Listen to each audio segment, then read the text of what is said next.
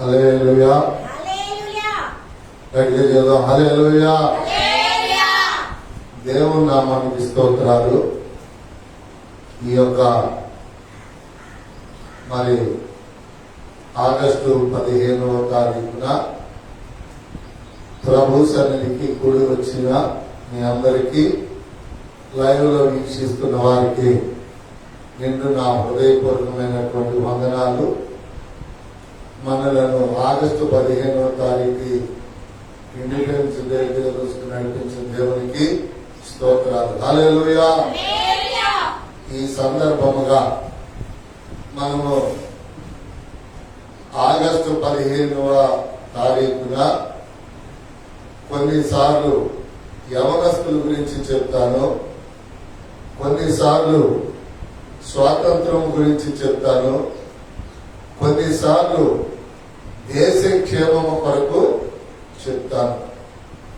ఈ రోజున మనము ఎందుకంటే అనేకులు మేము ఆగస్టు 15వ తారీఖున దేశ క్షేమము కొరకు ప్రార్థన చేస్తున్నామని పెడతారు. కొంతమంది ఈ యవనస్తులకు వాక్యం చెప్తాం ఆగస్టు 15వ తారీఖున చెప్తారు. కొంతమంది ప్రార్థనా వీరుల సమావేశం అంటారు. కొంతమంది ఏమంటారంటే స్వాతంత్ర దినోత్సవం. బైబిల్లో ఇవన్నీ కూడా రాయబడ్డాయి. ఆ బాక్స్ కొంచెం అంటారు.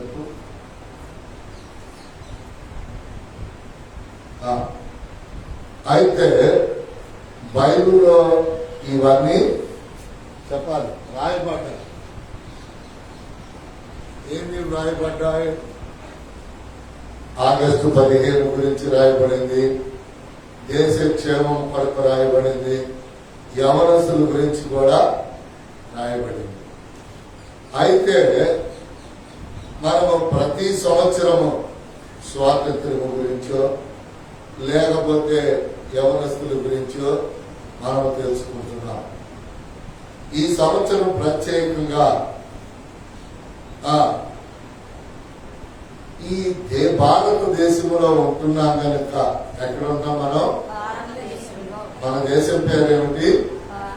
భారతదేశం. మనం ఎవరిని? భారతీయులం. ఎవరు మనం? భారతదేశంలో మనం ఉంటున్నాం, మనం భారతీయులం. మనం ఏం చేయాలి అని అంటే దేశ క్షేమము కొరకు.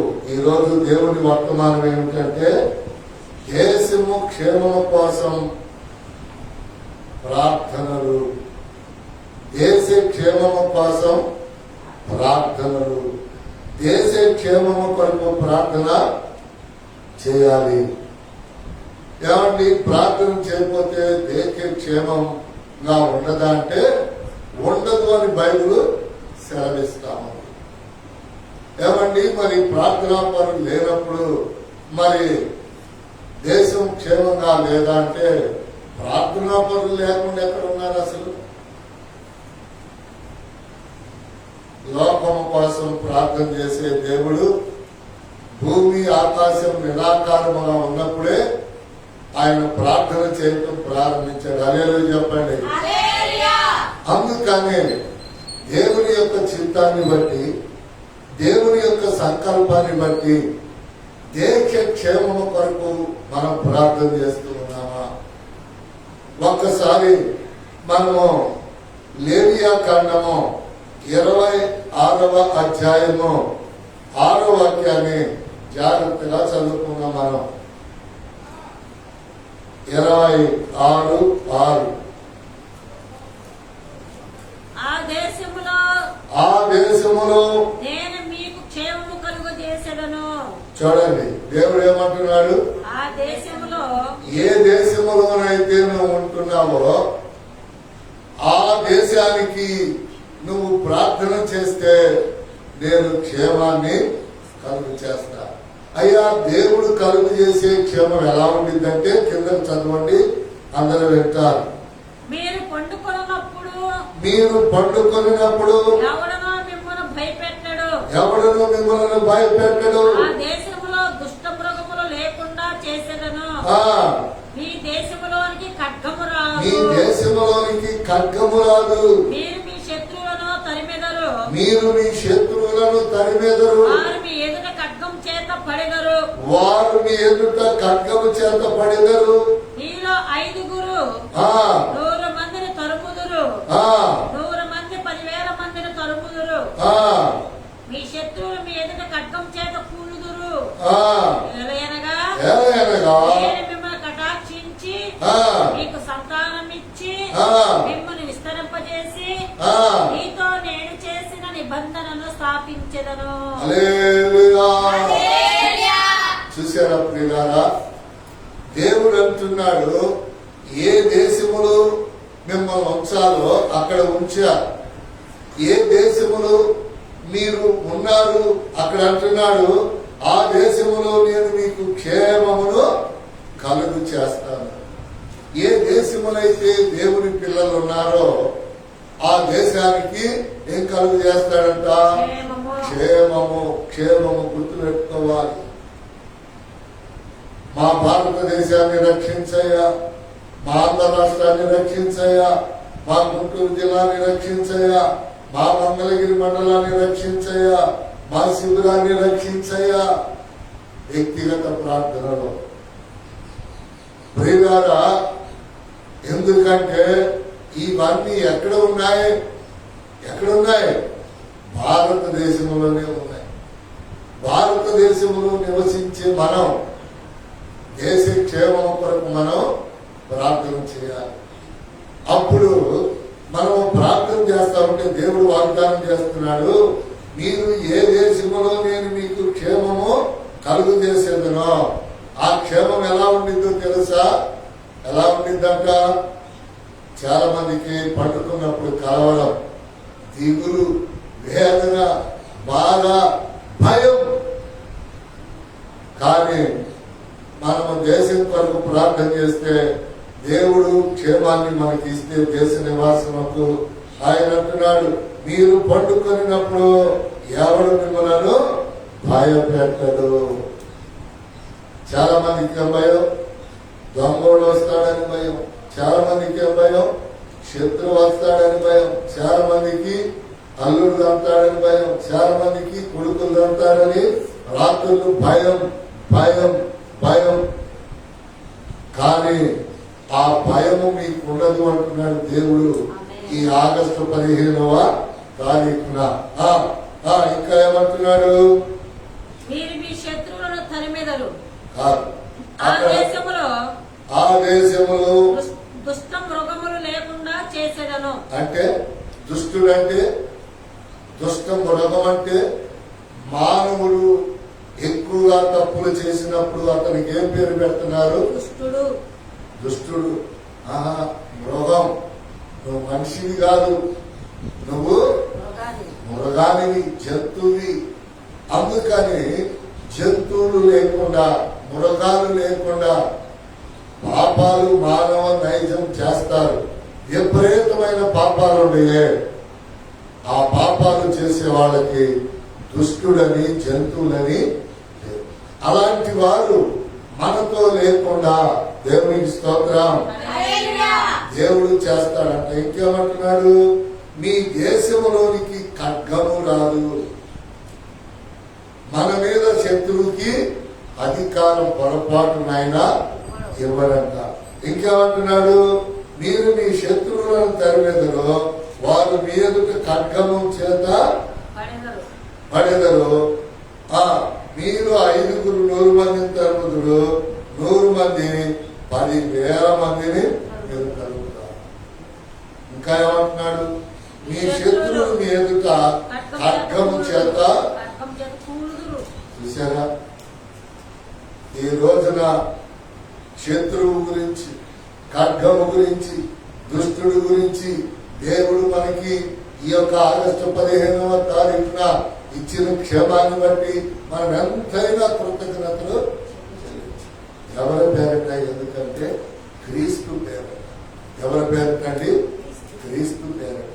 అందుకని ఆయన రాస్తున్నాడు కదా, కూలుదురు ఏలయనగా నేను మిమ్మల్ని కటాక్షించి మీకు సంతానం ఇచ్చి మిమ్మల్ని విస్తరింపజేసి మీతో నేను చేసిన నిబంధన స్థాపించెదను. ఈరోజు నాకు చాలా సంతోషం. ఏమిటి ఆ సంతోషం చెప్పమంటారా? దేవుడు నాతో ఒక నిబంధన చేశాడు. అది స్థాపించేంత వరకు నన్ను విడువడు, ఎడబాడు. ఆయన విడువడు, ఎడబాడు. ఇర్మియా గ్రంథం 31:3 చూడండి. ఇర్మియా గ్రంథం 31:3 చూడండి. చాలా కాలం క్రిందట యెహోవా నాకు ప్రత్యక్షమై ఇట్లనెను, శాశ్వతమైన ప్రేమతో నేను నిన్ను ప్రేమించుచున్నాను గనుక విడువక నీ ఎడల కృప చూపుచున్నాను. ఏంటంట? శాశ్వతమైన కృప. కాదు, అది తీసే శాశ్వతమైన ప్రేమ కాదు. చాలా కాలం క్రిందట విడువక. ఏంటంట? విడువక. చాలా మంది అంటున్నారు నాకెళ్ళే చూడాలి. చాలా మంది అంటున్నారు దేవుడు విడిచిపెట్టారు, దేవుడు మర్చిపోయాడు. విడిచిపెడితే నువ్వు ఎక్కడ ఉండాలి? మట్లో సజీవుడుగా ఉండి తినుచు త్రాగుచు దేశంలో జీవిస్తున్నావంటే ఆయన అంటున్నాడు, చాలా కాలం కిందట నీకు వాగ్దానం చేశాను, నేను విడువను, ఎడబాను. నిన్ను విడువక కృప చూపిస్తాను. కృప అంటే ఏంటి? బ్రతికి సజీవురాలుగా నిన్ను నేను ఉండనిస్తాను. అందుకని దేశంలో క్షేమం ఉండమంటే శత్రువు గోల లేకుండా, ఇంకోటి దుష్టుడు గోల లేకుండా, ఇంకొకటి ఖడ్గము గోల లేకుండా, ఇంకొకటి ప్రియులారా దేవుడు ఎప్పుడు కూడా మనల్ని వాగ్దానం చేసి ఆయన ఏం చేస్తాడంట? స్థాపిస్తాడు. అంటే దేవుడు చెప్పింది ఆయన ఖచ్చితంగా ఆయన మాట ఇచ్చి నెరవేర్చేవాడు కానీ మాట ఇచ్చి తప్పేవాడు కాదు. మీరు ఒక్కసారి ఆదికాండము ఎవరికి మాట ఇచ్చి దాన్ని నెరవేర్చాడో ఒక్కసారి ఆదికాండము 42 రెండో మాటగా ఆదికాండము 42:6 చదువుదాం. ఆదికాండము 42. అప్పుడు యేసోపు ఆ దేశమంతటి మీద అధికారి అయి ఉండెను. అతడే ఆ దేశ ప్రజలందరికీ ధాన్యము అమ్మకము చేయువాడు గనుక యేసోపు సహోదరులు వచ్చి ముఖములు నేలను మోపి అతనికి వందనములు చేసిరి. ఏం చేశారంట? వందనాలు. ఎవరిల్లు? యేసోపు అన్నదమ్ములు. అదే ఎవరిల్లు? యేసోపు అన్నదమ్ములే. ఎవరిల్లు? యేసోపును కొట్టి గుంటలో పడవేసి వెండి నాణ్యాల కోసం ఈయన్ని తీసుకెళ్ళండి అని అమ్మినటువంటి అన్నలో ఈ రోజున కూడు లేక గుడ్డ లేక ఆ యేసోపు దగ్గరికి వచ్చి ఏం చేశారు? సాగిలపడ్డారు. ఏం చేశారు? సాగిలపడి ఏం చెప్తున్నారు? పరిశుద్ధ వందనాలు యేసోపుకి. వీళ్ళెవరో ఒకప్పుడు యేసోపు శత్రువులు, అన్న శత్రువులు, రక్త సంబంధికి శత్రువులు. గుర్తుపెట్టుకోండి. లైవ్ లో వీక్షిస్తున్నటువంటి దైవ జనమా, శబ్దంతో ద్వారా దూరాన సమీపాన్నించిన వారులారా, సంఘ బిడ్డలారా, చర్చిలో ఉన్నటువంటి వారులారా జాగ్రత్తగా రండి. వీళ్ళెవరు? రక్త సంబంధికి శత్రువులు, అన్నదమ్ముల శత్రువులు. వీళ్ళందరూ యేసోపు దర్శనం చెప్తే ఆయన మాట వెనక దేవుని దర్శనం నిర్లక్ష్యం చేసి కొట్టి గుంటలో పడేసి ఆ గుంటలో సాగకపోతే తీసి అమ్మి. కానీ యోసేపు దేవుడు ఏం చేశాడంటే వాగ్దానం చేశాడు. ఇదిగో నీ పన నిలబడింది, నీ పన పన అంటే ఏంటి? ధాన్యపు పన. హల్లెలూయా చెప్ప. హల్లెలూయా చెప్పండి. హల్లెలూయా. ఏ పన? ధాన్యపు పన. చూసారా? వాళ్ళు ఎందురా ధాన్యాన్ని పనుని పక్కన పెట్టి, ఏంట్రా మేము నీకు నమస్కారం చేస్తామా, నువ్వు అంత గొప్పలు అయిపోతావా, మేము ఇలా అయిపోతావా? చూసారా? యోసేపుని దేవుడు కోరుకున్నాడు, ఎన్నుకున్నాడు, ప్రతిష్ఠించుకున్నాడు. యోసేపు బదులు రూబేను ఉంటే ఆ యొక్క అధికారి భార్యతో పాపం చేసి మళ్ళీ శిక్షించబడేవారు. దేవుడికి తెలుసు ఎవరు ఎప్పుడు ఎలా నడవాలి అనేది దేవునికి తెలుసు. ప్రియులారా, ఈ రోజున దేవుని బిడ్డలుగా దేశములు ప్రజలందరూ చాక్లెట్లు తింటున్నా, జెండా పట్టుకుని ఊరేగిన వాళ్ళందరికంటే, ఒకవేళ నాయకులు జెండా ఎగరేసిన వాళ్ళందరికంటే మనము చాలా గొప్పవారిని. ఎవరికంటే? చాక్లెట్లు తినేవాళ్ళ కంటే, జెండా మోసే వాళ్ళ కంటే, జెండా ఎగరేసే వాళ్ళ కంటే. ఎందుకంటే ప్రతిదినం దేశంలో మనుషులందరి వరకు మనం ప్రార్థన చేస్తాం. చూసారా? అందుకని యేసోపుకు వాగ్దానం చేశాడు, ఇదిగిదిగో నా కుమారుడా, నేను నిన్ను ఏర్పరచుకున్నా, ఇదిగిదిగో ఆ 11 పనుల పడిపోతాయి, నీ పన నిలబడింది. ఏ పన? ధాన్యపు పన. ఇప్పుడు ఈ 11 మందిని ఎవరి దగ్గర సాగిలు పడ్డారండి? దేనికోసం? ఆహారం కోసం, ధాన్యం కోసం. చూడండి, 3వ మాట మనం వెళదాం. చూడండి ప్రియులారా, యేసేపుకు వాగ్దానం చేసి దేవుడు దాన్ని నెరవేర్చాడు. నా ప్రియ సహోదరి సహోదరుడా, నీకు దేవుడు ఏ వాగ్దానం చేశాడో అది నెరవేర్చబడింది. ఖచ్చితంగా అది నెరవేర్చబడింది. చదువుదామా? చదువుదాం ప్రియులారా, మళ్ళీ 6 నుంచి చదువుదాం. అప్పుడు యోసేపు ఆ దేశం మీద అధికారి అయి ఉండెను. అతడే ఆ దేశ ప్రజలందరికీ ధాన్యం అమ్మకము చేయవాడు గనుక యోసేపు సహోదరులు వచ్చి ముఖములు నేలను మోపి అతనికి వందనములు చేసిరి. యోసేపు తన సహోదరులను చూచి వారిని గుర్తుపట్టి వారికి అన్నిని వలె కనబడి అర్థం చేసుకుంటే ఎలా కనపడ్డాడంట? అన్నిని వలె. వీళ్ళు ఏమనుకున్నారు? ఎప్పుడో సచ్చి ఉంటాడు, ఆడవపోయి ఉంటాడు. ఎవరి వలె కనపడ్డాడు? యేసేపు అన్నిని వలె. ఎందుకని? అన్నిటికంటే బొట్టు పెట్టుకోవాలా, ఇంకోటి చేయాల. అక్కడ సాంప్రదాయ ప్రకారం ఉండాలి కనుక, అంటే మరి ఆహార ధాన్యపు మంత్రి కనుక ఆయన ఎలా ఉండాలో అలా ఉండాలి. ఎలా ఉండాలో అలా ఉండాలి. అందుకని అక్కడ రాయబడిన మాట చూసారా? అన్నిటి వలె కనబడి కఠినముగా మాట్లాడి మీరెక్కడ నుండి వచ్చిందని అడిగాను. అందుకు వారు ఆహారం కొనుటకు కనాను దేశం నుండి వచ్చిటమనిరి. యోసేపు తన సహోదరులను గుర్తుపట్టెను గాని వారు అతని గుర్తుపట్టలేదు. చూసారా? మనకి ఎవడెవడు ఏ కీడు చేశాడో, ఎవడెవడు మనకి ఏమేమి మాటలు అన్నారో అవన్నీ మనకి గుర్తుంటాయా ఉండవా? కానీ వాళ్ళకుంటాయా? వాళ్ళకుండవు. అందుకని చేసిన వాళ్ళకి గుర్తుండవు, అవి పొందిన వాళ్ళకి గుర్తుంటాయి.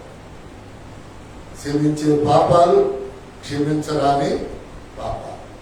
అందుకని దేవుని యొక్క లేఖన భాగంలో ప్రియులారా ఏం చేశాడో కొంచెం ఇంకొక వాక్యాన్ని కూడా కింద చదువు. యేసేపు తన సహోదరులను గుర్తుపట్టను గాని వారు అతని గుర్తుపట్టలేదు. యేసేపు వారిని గూర్చి తాను కనిన కలలో జ్ఞాపకం చేసుకొని మీరు వేగులు వారు ఈ దేశం గుట్టు తెలుసుకొని వచ్చితరని వారితో ననగా వారు లేదు ప్రభువా, నీ దాసులమైన మేము ఆహారం కొనుటకే వచ్చితిమి మేమందరము ఒక్క మనిషిని కుమారులము, మేము యథార్థవంతులమే గాని నీ దాసులమైన మేము వేగుల వారము కామని అతనితో చెప్పిరి. అయితే అతడు లేదు లేదు ఈ దేశము గుట్టు తెలుసుకుంటే వచ్చిందని వారితో అనెను. ఇంకా మనకు పెరిగింది సబ్జెక్టు వద్దు. యేసోబుని ఏమంటున్నారు? యేసోబుని ఏమంటున్నారు? ఏమంటున్నారా? చదివేటప్పుడు వినాలి. ఏమంటున్నారు? యేసోబు ఏమైపోయాడు? ప్రభు అంటే నువ్వు దేవుడు అయ్యా. అంతకుముందు ఏమన్నారు? కొట్టడం, గొట్టలు దింపటం, వంటలో పడవి. నీదొక దర్శనమా? నీదొక కళ. దేవుడిచ్చిన కళను మర్చిపోలే దేశం వలేదు. చెప్పండి. దేవుడిచ్చిన కళ ఎప్పుడు కూడా అది మరిచిపోదామన్నా మనల్ని మర్చిపోనిదా. ఏంటది? దేవుని కళ. ఏంటది? దేవుని కళ, దేవుని దర్శనం. అందుకని యోసేపు పట్ల చూడండి, బైబిల్లో దేవుడు చెప్తాడు కదా, దర్శనము లేని సేవ, దర్శనము లేనటువంటి నడిపింపు, దర్శనము లేనటువంటిది ఏది కూడా ఆశీర్వదించబడదు. ఆశీర్వాదం అంటే ఏంటో తెలుసా? మన బ్రతుకు దినాలని అన్నపాన వస్త్ర నివాస గుడారములు మనకు కొలువు లేకుండా దేవుని కార్యాలలో క్షేమంగా మనము నివసించటమే. చూసారా? అందుకని ఇక్కడ మొదటి మాట ఏంటి? ఏ దేశంలో ఉంటున్నామో ఆ దేశానికి క్షేమం ప్రార్థించాలి, ప్రకటించాలి. రెండోది కలవరం, దిగులు, వేదన, శత్రు, దుష్టుడు ఎవరు నిలబడలేరు. మొదటి మాట. దేవుడు మనకు క్షేమాన్ని ఇస్తే, ఎవడు మన క్షేమాన్ని, దేవుడు మనకు సంతోషాన్ని ఇస్తే ఎవడు దాన్ని తీసివేయలేడు. దేవుడు మనకు అప్పగించిన సేవని ఎవడు ఎప్పుడు ఎక్కడ అని పాడు చేయలేడు. హల్లెలూయా చెప్ప అడిగి చెప్పండి. ఎందుకయ్యా అంటే దేవుడు ఇచ్చిన దాన్ని ఎవరికి దేవుడు అప్పగించడు. అందుకని ప్రియులారా, దేవుని యొక్క నామాన్ని బట్టి రెండు మాటలు మనం చదివాం. మూడో మాట కూడా మనం చదువుదాం. చూడండి, తిట్టిన వాళ్ళు, కొట్టిన వాళ్ళు కూటి కోసం యేసేపుని ఏమని పిలుస్తా ఉన్నారు? జాగ్రత్త. లైవ్ లో వీక్షిస్తున్నటువంటి దేవుని బిడ్డలారా, ఇదిగో దేవుని దర్శనాలను నమ్మండి, విశ్వసించండి. దేవుని కళలను గాని, దేవుని దర్శనాలను గాని, ప్రవక్తను గాని ఇబ్బంది పెడితే మీకు శివరాఖరికి ఆ దర్శనము చెప్పేవాడే మీకు దేవుడు ప్రవక్త అవుతాడు. ఎవడు మిమ్మల్ని ఆదుకోలేడు. మొగుడు వెళ్ళిపోతాడు, రక్త సంబంధికులు వెళ్ళిపోతాడు, డబ్బు అయిపోతాయి.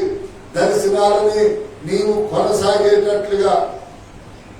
ఇప్పుడు వీళ్ళ వదిలిలో యేసేపుని ఎంత చేశారా? చేయలా. మరి ఈ వీళ్ళ పిల్లలు ఎంత చేశారా? చేయలా. ఎవరు? అన్నదమ్ములు మాత్రమే. అందుకని వాళ్ళు పట్టకుటి కోసం ఏమని పిలుస్తున్నారు యేసేపుని? ప్రభువా మాకు కొంచెం దాన్ని. యేసేపుకి ఏం గుర్తొచ్చిందంట? నేను వీళ్ళకి ధాన్యం ఆహారం పెట్టాలి అనే దర్శనం, ఆయన పని నిలబడతాం, వీళ్ళ పనులు నిలబడతాం గుర్తొచ్చి ఏమంటాడు? మీరు నిజంగా ధాన్యం కోసం రాలేదు, ఏదో మా దేశంలో తెలుసుకొని ఏదన్నా సీక్రెట్ చేయడానికి వచ్చారు. అయ్యా లేదు అలా అన్నది ప్రభువా, మేము ఒక్క తండ్రి కుమారుని. ఇక ఆ తర్వాత అడుగుతాడు, మీ తమ్ముడు ఉండాలి, ఇంకొకడు ఉండాలి. కయాన్ని మనకు యేసేపుకి చెప్పింది,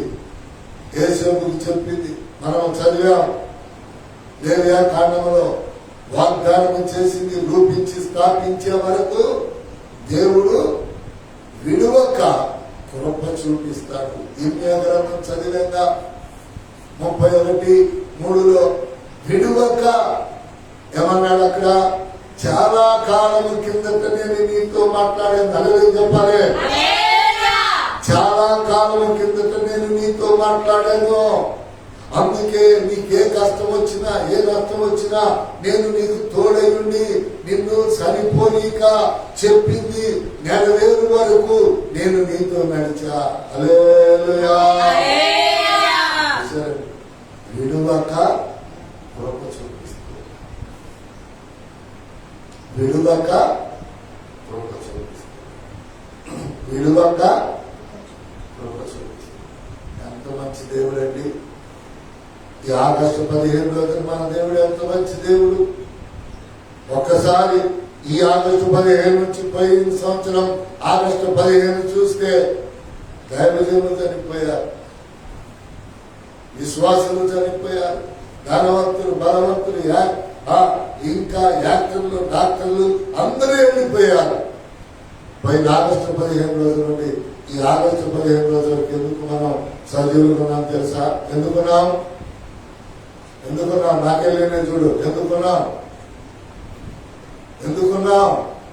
దేవుని మహిమపరచడానికి, దేవుని స్తుతించడానికి. ఎందుకున్నాం?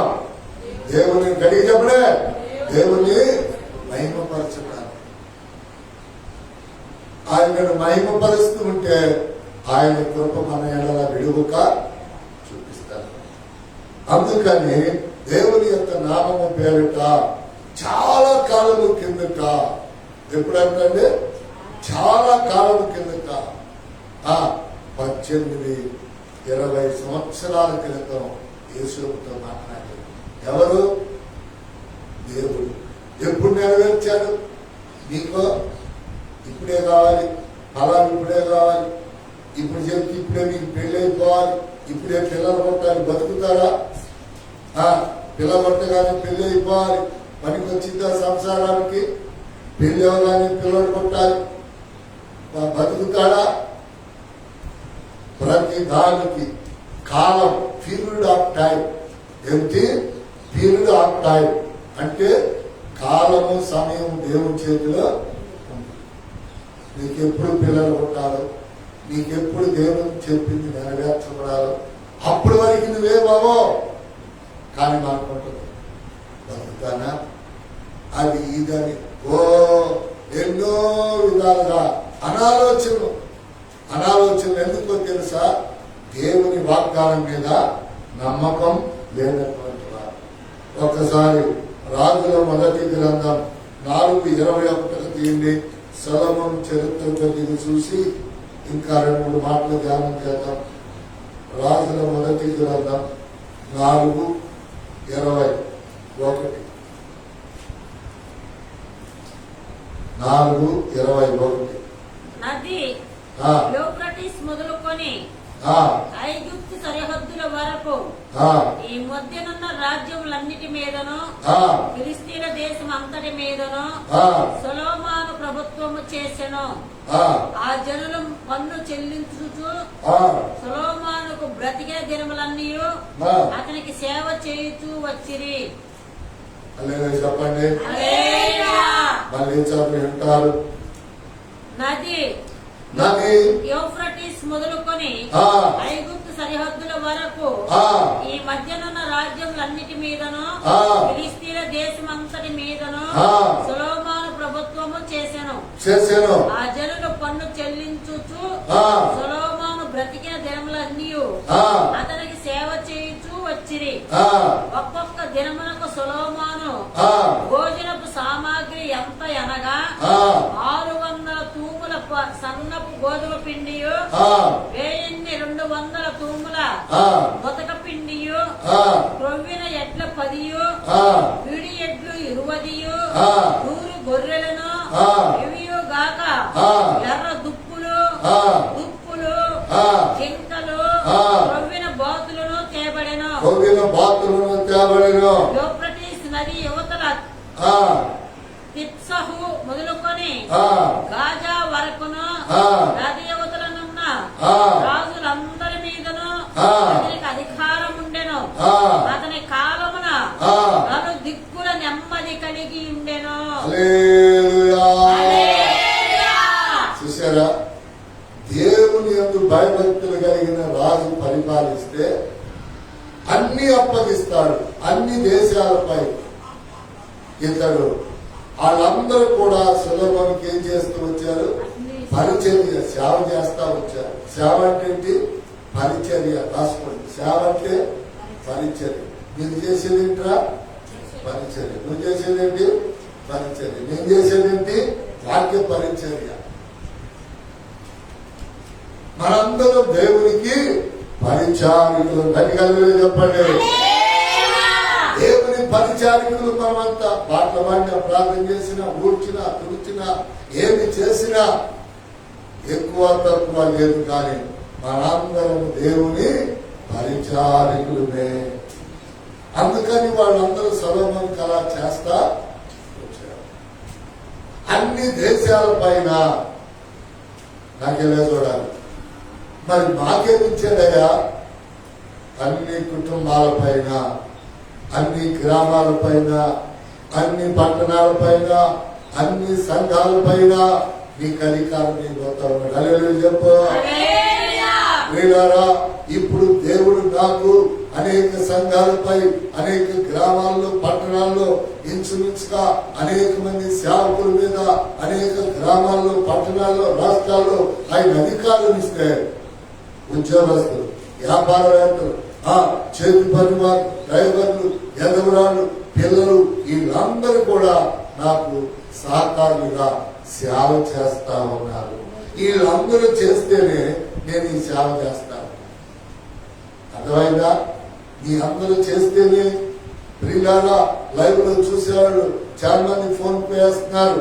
మంచిది, మీకు 2 వందనాలు. అలాగే ఇంకా షేర్ చేయండి, వినిపించండి. ఈ పని మీరు షేర్ చేస్తే ఇతరులకి మీరు సువార్త చెప్పినట్టే, వాళ్ళు బాగుపడతారు. గ్రూపుల్లో కానీ, ఇతరుల ఫ్రెండ్స్ కానీ, రక్త సంబంధికులు కానీ, అత్తమామలకు కానీ, తల్లిదండ్రులు కానీ మీరు షేర్ చేస్తే ఎందుకో తెలుసా? ప్రవక్త ఫలాలను అందిస్తాడు, భుజించటం మీ పని. అందుకని దేవుని యొక్క నామము పేరట ప్రియులారా సొలొమోను యొక్క పరిపాలన చూశాం. ఇతను ఎవరు? దేవుని బిడ్డ. యోసేపు ఎవరు? దేవుని బిడ్డ. సొలొమోను ఎవరు? దేవుడు కోరుకొనిన దాసుని కుమారుడు. దేవుని యందు భయభక్తుల్లో పెరిగినటువంటి బిడ్డ, భక్తి నేర్చుకున్నటువంటి వాడు. అందుకని ప్రియులారా, దేవుడు చెప్తా ఉంటున్నాడు. ఎందుకంటే చూడండి, మనం ఎప్పుడు కూడా చూడండి, ద్వితీయోపదేశ కాండం 1:26, ద్వితీయోపదేశ కాండం 1వ అధ్యాయం 26వ వాక్యాన్ని 4వ మాటగా చదువుదాం. చదవండి. అయితే మీరు వెళ్ళనల్లక మీ దేవుడైన యెహోవా సెలవిచ్చిన మాటకు తిరుగుబడి మీ గుడారములలో సనుగుచు, యెహోవా మన యందు పగపట్టినందున మనను సంహరించినట్లు అమోరీయుల చేతికి మనను అప్పగించుటకు ఐగుప్తు దేశములో నుండి మనను రప్పించి ఉన్నాడు.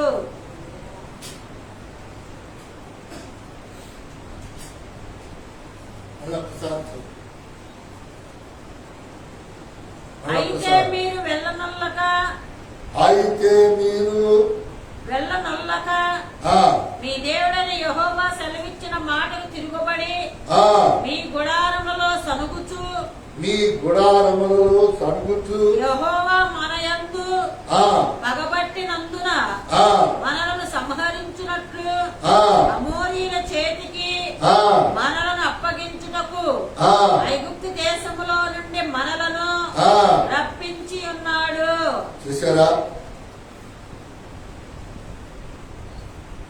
చూశారండి, దేవుడు ఏమనుకంట చెప్పండి. అయితే మీరు వెళ్ళనల్లక, దేవుడు చెప్పిన స్థలానికి దేవుడు చెప్పింది చేయక, నాకెలా చూడాలి ఇద్దరు బాబు, దేవుడు చెప్పింది చేయక, సేవకుడు చెప్పింది చేయక, మనసులో వాళ్ళ ఇళ్లలో ఏం చేస్తున్నారు? సనుగుకుంటూ దొరుకుంటూ. దేవుని కోపం వాళ్ళ మీదకి వచ్చిందని దేవుడు ఎక్కడికి పిలిచాడేమో ఐగుప్తులో నుంచి పాలు తేనెలు ప్రవహించిన దేశానికి పిలిచాడు. వీళ్ళు ఏమంటున్నారు? అమోరీలకు అప్పగించడానికి, సాతానికి అప్పగించడానికి పిలిచాడని. ఎవరిళ్ళు? దేవుని మాట విననటువంటి విశ్వాసి, దేవుని మాట విననటువంటి సేవకుడా, దేవుని మాట విననటువంటి పెద్ద. జాగ్రత్త, జాగ్రత్త. వెరీ వెరీ ఇంపార్టెంట్ గా ఈ రోజు వర్తమానములు హెచ్చరిక చదువుకో. దేవుని మాట నువ్వు వినకపోతే, అదే అక్కడ రాస్తున్నాడు, అయితే మీరు వెళ్ళనొల్లక మీ దేవుడైన యెహోవా సెలవిచ్చిన మాటకు తిరుగుబడి. ఏం చేశారంటే వీళ్ళు? దేవుడు ఒకటి చెప్తే ఒకటి చేస్తారు. దేవుడు ఒకటి చెప్తే ఒకటి చేస్తారు. దేవుడు ఇష్టపడతారా? చెప్పండి. మీ కొడుకు మీరు ఒకటి చెప్పారు కూతురికి, మీ కూతురు కానీ మీ కొడుకు కానీ ఇంకోటి చేశారు, మీరు ఇష్టపడతారా? ఇష్టపడతారా? ఇష్టపడతారు. అలాగనే దేవుడు చెప్పింది వాళ్ళు చేయకేమంటున్నారు? ఏమంటున్నారు చూడండి. యెహోవా మనయందు పగబట్టినందున మనలను సంహరించినట్లు అమోరీయుల చేతికి మనలను అప్పగించుకుంటే ఐగుప్తులో నుండి మనలను రప్పించింది. ఎంత తప్పుడు మాట చూడాలి. ఆయన ఎంత తప్పుడు మాట. దేవుడు పిలిచింది ఎక్కడికి? పాలు తేనె ప్రవహించు చేశారు. వీళ్ళేమంటున్నారు? అమోరీయుల చేతికి అప్పగించి మమ్మల్ని చంపడానికి పిలిచారా? చూసారా? చూసారా? విన్నారా? దేవుడు పిలిచింది ఎక్కడికి?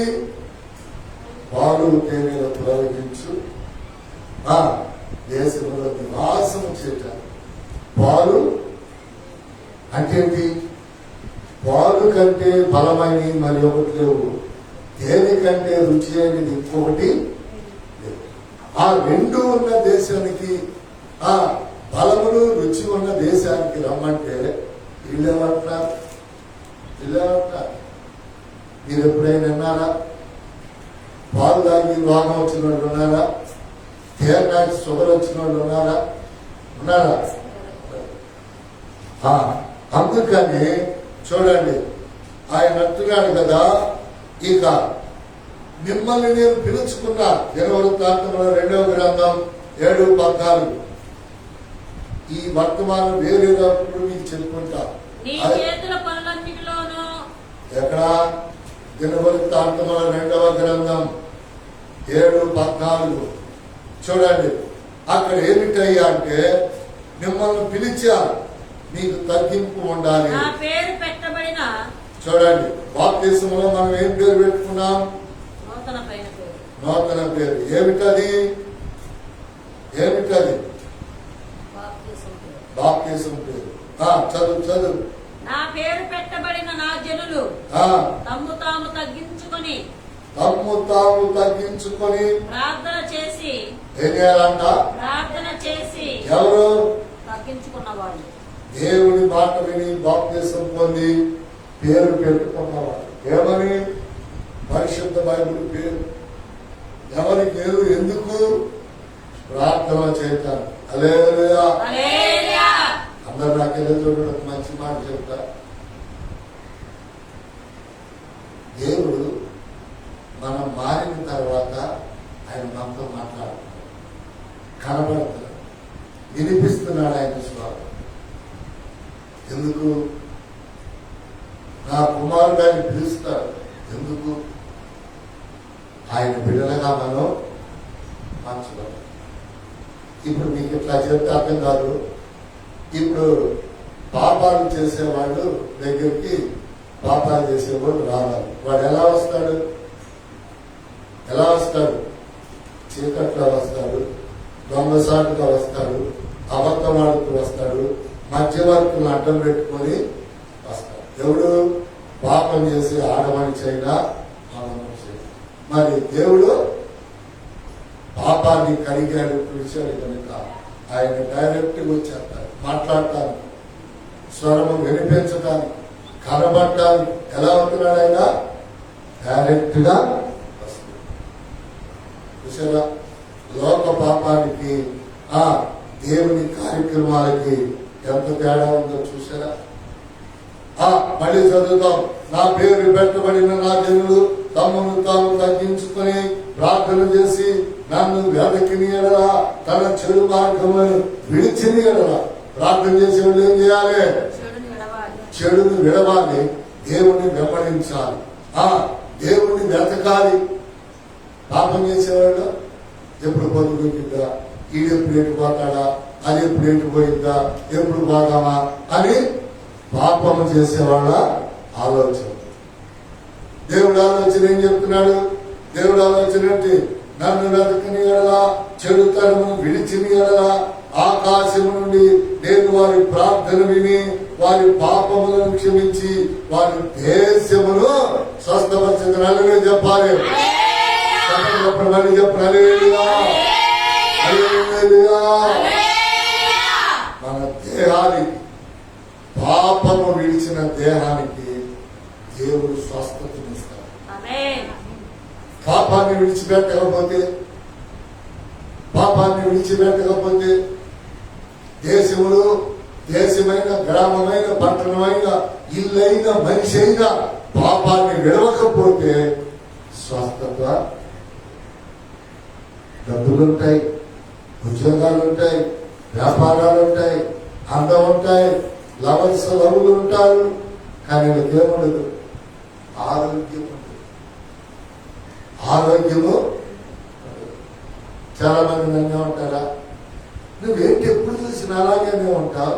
ఎలా ఉంటానంట చెప్పండి? ఎప్పుడు చూసినా అంటే ఆ ఉద్దేశం ఏంటి? నేను త్వరగా చిక్కిపోవాలి, లేకపోతే ముసలిని అయిపోవాలి. చూసారా? చాలా మంది అడుగుతారు నన్ను, 10 సంవత్సరాల కింద ఎట్లున్నావో, 20 సంవత్సరాల కింద ఎట్లున్నావో అట్లాగే ఉన్నావు. హల్లెలూయా.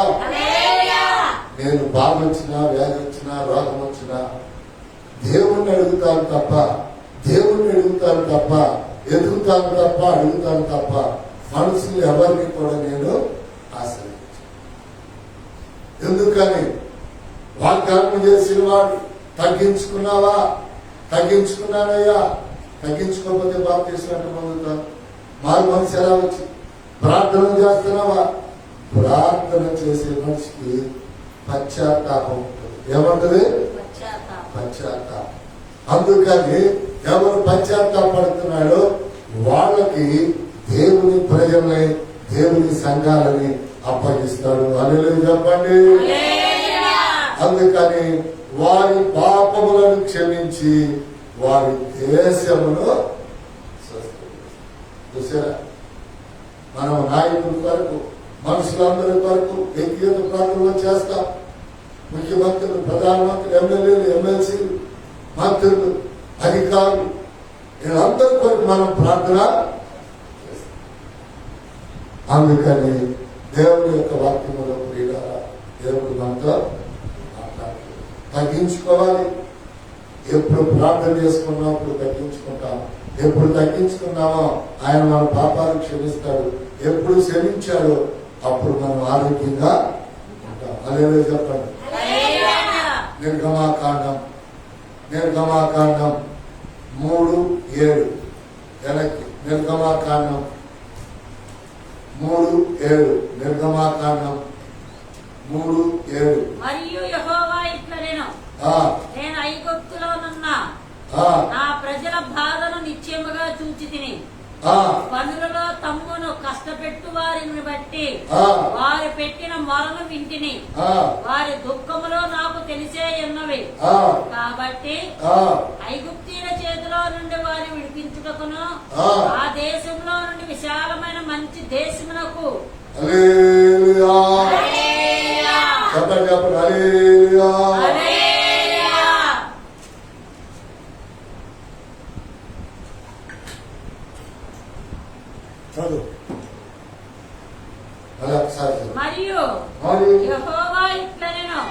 మరియు యెహోవా ఇట్లనెను, నేను ఐగుప్తులోనున్న నా ప్రజల బాధను నిశ్చయముగా చూచితిని. మన కష్టాల్లో, బాధల్లో ఉన్నప్పుడు దేవుడు ఏం చేశాడంట? చూస్తాడు, చూశాడు.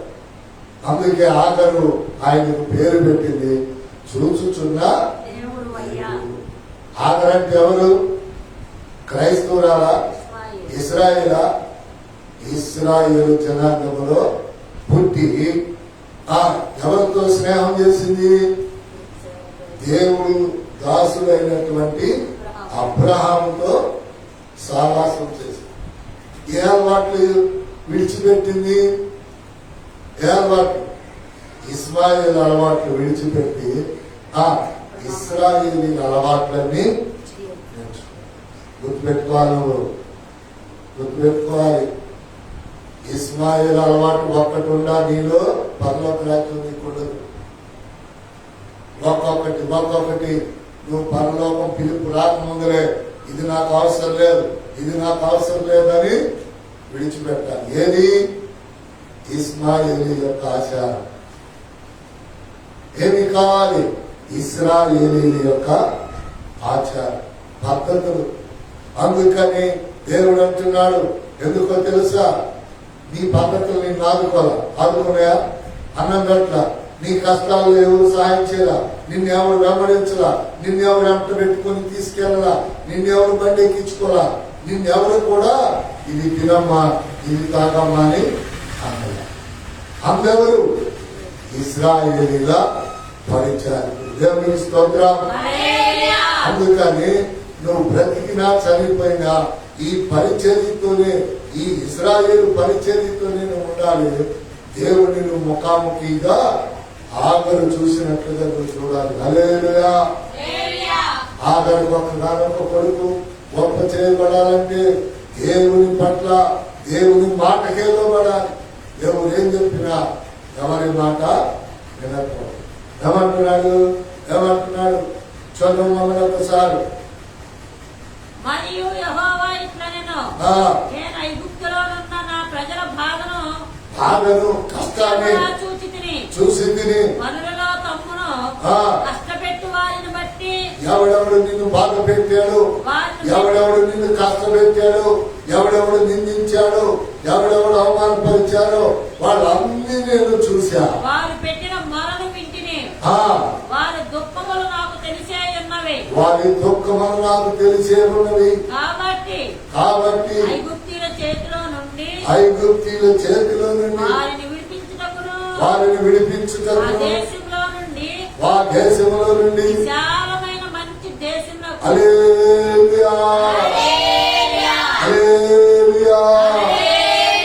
విశాలమైన మంచి దేశంలోనికి వారిని నడిపించుటకును దిగి వచ్చి ఉన్నాను.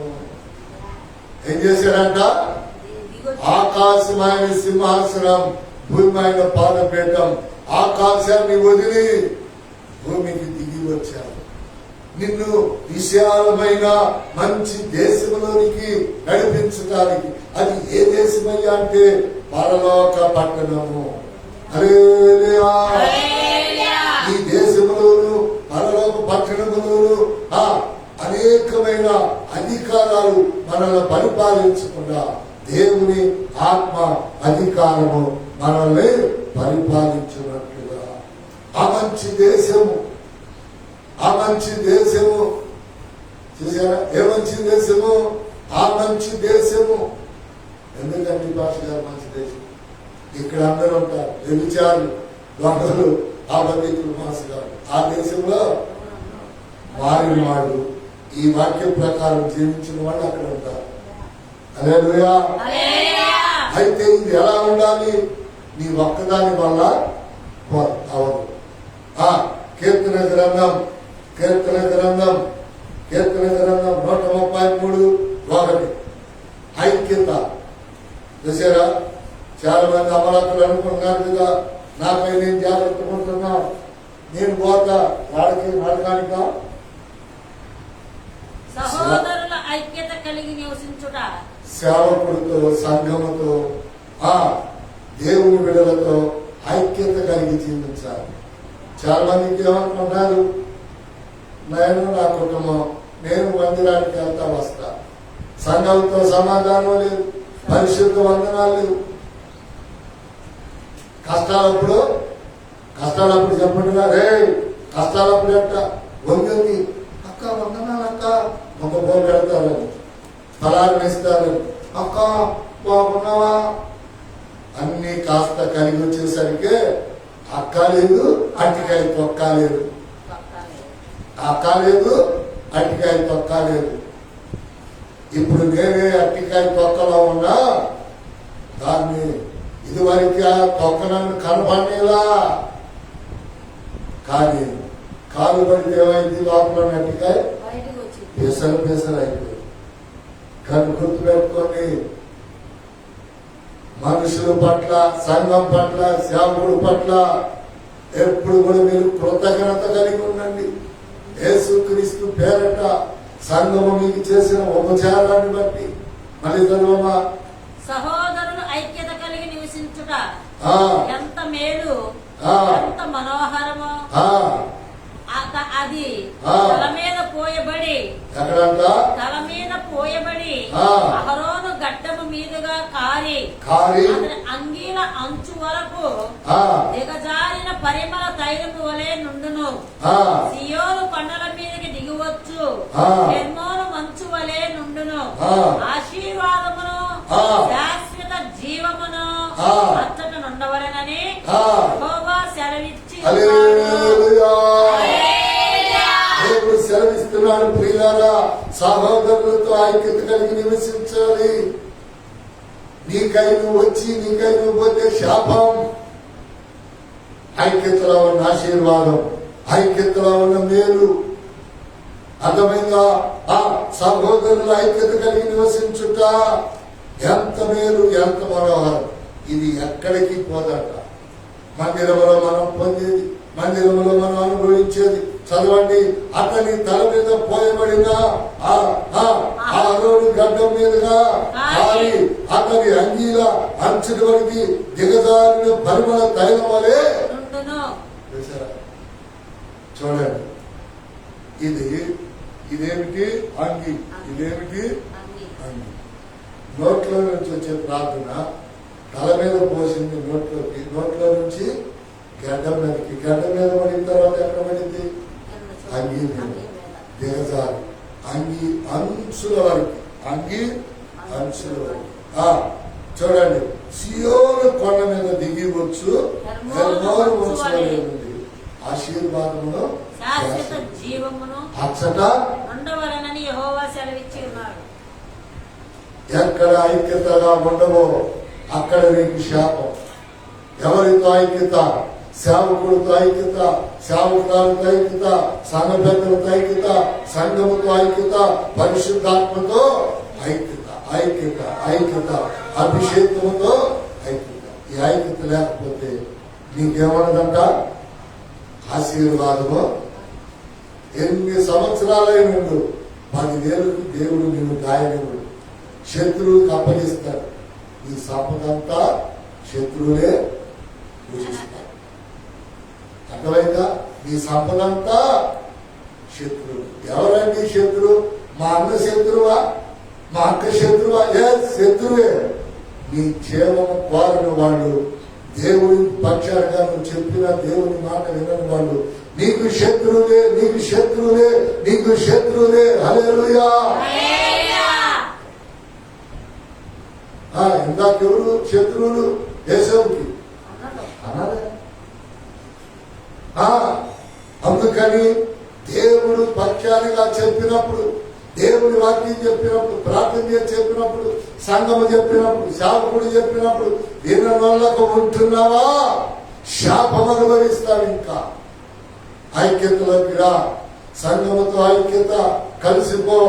సేవకుడితో ఐక్యత, సేవకురాలతో ఐక్యత, పెద్దలతో ఐక్యత, పిల్లలతో ఐక్యత. అర్థమైందా? దేవుడు అంటున్నాడు, దశంభాగం లేని దొంగలు ఉన్నారు. ఎవరిలో చెప్పండి. దశంభాగం లేనటువంటి వీళ్ళు ఏ దొంగలు అనేది మనం ఆలోచిస్తే దేవుని మందిరపు నిధి దొంగలాంటి. ఎవరిల్లు? మలాకి 3:10 కింద రాస్తాడు, దేవుని యొక్క నిధి ఉంటుంది. నా కొట్టుల్లో ఎదరాళ్ళు తినడానికి, దిక్కులేని పిల్లలు తినడానికి ఆహారం సమృద్ధిగా ఉండాలి. నువ్వు దొంగిలిస్తున్నావు కనుక నీకు ఆశీర్వాదము రాదు. ఇప్పుడు 10వ భాగం ఎందుకు తేవాలంట? మందిర సమృద్ధి, సేవ జరగటానికి, ఎదవడానికి. నా మందిరములో ఆహారం ఉండినట్లు. ఎక్కడంట? నా మందిరములో. ఇప్పుడు మన దగ్గర తిన్న వాళ్ళందరూ ఉంటే తిన్నారా లేకపోతే తిన్నారా? ఉంటేనే తిన్నారు. మళ్ళీ ఇప్పుడు వాళ్ళు ఏం చేయాలి? వాళ్ళు తేవాలి సమృద్ధిగా. ఇంకా దొంగలు ఉన్నారు, ఇంకా విందాం, ఇంకా విందాం. చదువు. నా మందిరములో ఆహారం ఉండునట్లు 10వ భాగం అంతయు మీరు నా మందిరపు నిధిలోనికి తీసుకొని రండి. దీన్ని చేసి మీరు నన్ను శోధించిన ఎడల నేను ఆకాశపు వాకిళ్లను విప్పి పట్టజాలనంత విస్తారముగా దీవెనలు కుమ్మరించెదనని సైన్యములకు అధిపతి యెహోవా సెలవిచ్చుచున్నాడు. ఇంకా మీ పంటలు తినివేయి పురుగులను, మీ పంటలను తినివేయి మళ్ళీ నా మందిరములో ఆహారం ఉండినట్లు 10వ భాగం అంతయు మీరు. ఏ భాగం అంట? 10వ భాగం అంతయు. ఏ భాగం అంట? ఎన్నో భాగమా? ఏ 10వ భాగం? 10,000 రూపాయల నుంచి జీతం వస్తే 1000 రూపాయలు అందులో దేవుని మందిరపు కొట్లు నిధి. జనం ఏం చేస్తున్నారు? తిని తాగుతున్నారు. ఎవరి సొమ్ము? ఇప్పుడు అమెరికాని వాళ్ళకేంటి కాదు, పురుగులను పంపిస్తున్నారు. వాళ్ళ శరీరంలో జరబడి, కొంతమందికి చెవులో జరబడి, కొంతమందికి కంట్లో జరబడి, కొంతమందికి సంఖలో జరబడి, కొంతమందికి మానవులో జరబడి. చదవండి, మళ్ళీ చదువు. నా మందిరములో ఆహారం ఉండినట్లు 10వ భాగం అంతయు మీరు నా మందిరపు నిధిలోని తీసుకుని రండి. దీన్ని చేసి మీరు నన్ను శోధించిన ఎడల నేను ఆకాశపు వాక్యములను విప్పి పట్టజాలనంతా విస్తారముగా దీవెనలు కుమ్మరించెదనని సైన్యములకు అధిపతి యెహోవా సెలవిచ్చుచున్నాడు. మీ పంటను తినివేయి పురుగులను నేను గద్దించెదను. అవి మీ భూమి పంటను నాశనము చేయవు. మీ ద్రాక్ష చెట్లు సకాల ఫలములను రాల్పుక ఉండునని సైన్యములకు అధిపతి యెహోవా సెలవిచ్చుచున్నాడు. ఇప్పుడేమవుతుంది? చేనెత్తి పండదు, వచ్చిన డబ్బులు ఏదో ఒక రాగం. నేను అంటున్నా బైబిల్లో ఉన్నా. ఇంకా చాలా సార్లు అంటాడు, నీ పంటలను, నీ శరీరాన్ని రోగాలు పెట్టే పురుగులు నేను పంపిస్తా. షుగర్ అనే పురుగు, బీపీ అనే పురుగు, గ్యాస్ అనే పురుగు. చూసారా? ఆఖరిగా ప్రియులారా 74వ కీర్తనకు రండి. 74వ కీర్తన 12వ వాక్యాన్ని ధ్యానం చేసుకొని ప్రార్థన చేసుకొని ముగించుకున్నాం. 74వ కీర్తన 12 కీర్తన 74:12.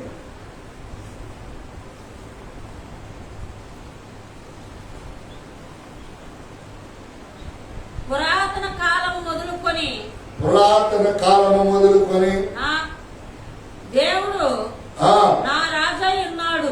ఎప్పుడంట? పురాతన కాలం మొదలుకొని. చేస్తావు పురాతనాన్ని, నువ్వు ఎంత చేస్తావు? నీ తాత, మీ ముత్తాత, ఇంకా మీ ముత్తాత, ఇంకా మీ ముత్తాత, 1000 తరాల వారికి వెనకపోయినా దేవుడు ఏమన్నాడంట? పురాతన కాలము మొదలుకొని దేవుడు నాకు రాజై ఉన్నాడు. హల్లెలూయా. మన దేవుడు ఎవరు?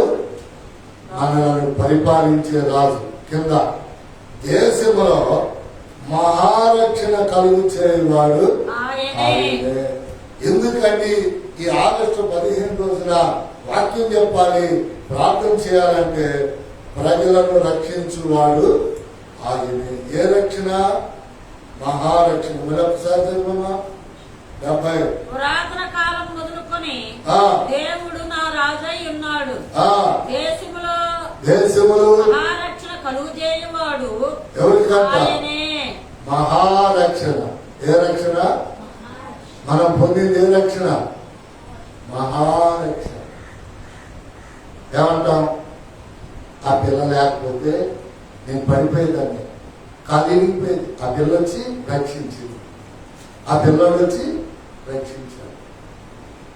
ఈ కాళ్ళు చేతులు బండి మీద కాదు, నరకానికి పోకుండా పరలోకము తీసుకెళ్లేటటువంటి మహారక్షణ మన యేసయ్య లోకములో ప్రజలందరికీ అనుగ్రహించునుగాక. ఆ మహారక్షణ కోసమే రోజు నశించుతున్న ఆత్మలు, నశించిపోతున్న కుటుంబాలు, నశించిపోతున్న పల్లెలు, గ్రామ పట్టణాల కోసం మనం ప్రార్థన చేస్తాము.